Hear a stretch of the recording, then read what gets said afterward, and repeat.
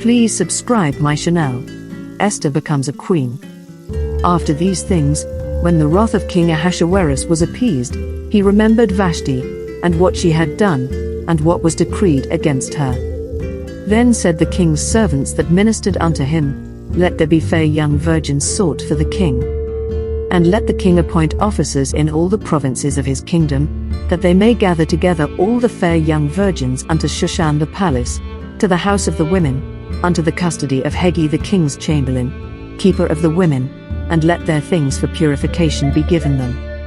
And let the maiden which pleaseth the king be queen instead of Vashti. And the thing pleased the king, and he did so.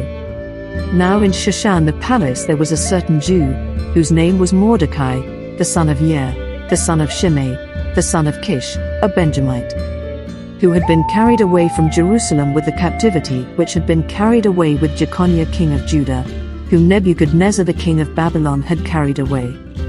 And he brought up Hadassah, that is, Esther, his uncle's daughter, for she had neither father nor mother, and the maid was fair and beautiful, whom Mordecai, when her father and mother were dead, took for his own daughter. So it came to pass, when the king's commandment and his decree was heard, and when many maidens were gathered together unto Shushan the palace, to the custody of Hegai, that Esther was brought also unto the king's house, to the custody of Hegai, keeper of the women. And the maiden pleased him, and she obtained kindness of him, and he speedily gave her her things for purification, with such things as belonged to her, and 7 maidens, which were meet to be given her, out of the king's house, and he preferred her and her maids unto the best place of the house of the women. Esther had not showed her people nor her kindred, for Mordecai had charged her that she should not show it. And Mordecai walked every day before the court of the women's house, to know how Esther did, and what should become of her. Now when every maid's turn was come to go into King Ahasuerus, after that she had been 12 months, according to the manner of the women, for so were the days of their purifications accomplished, to wit, 6 months with oil of myrrh, and 6 months with sweet odors, and with other things for the purifying of the women. Then thus came every maiden unto the king. Whatsoever she desired was given her to go with her out of the house of the women unto the king's house. In the evening she went, and on the morrow she returned into the second house of the women, to the custody of Shashgaz, the king's chamberlain, which kept the concubines. She came in unto the king no more, except the king delighted in her, and that she were called by name. 15.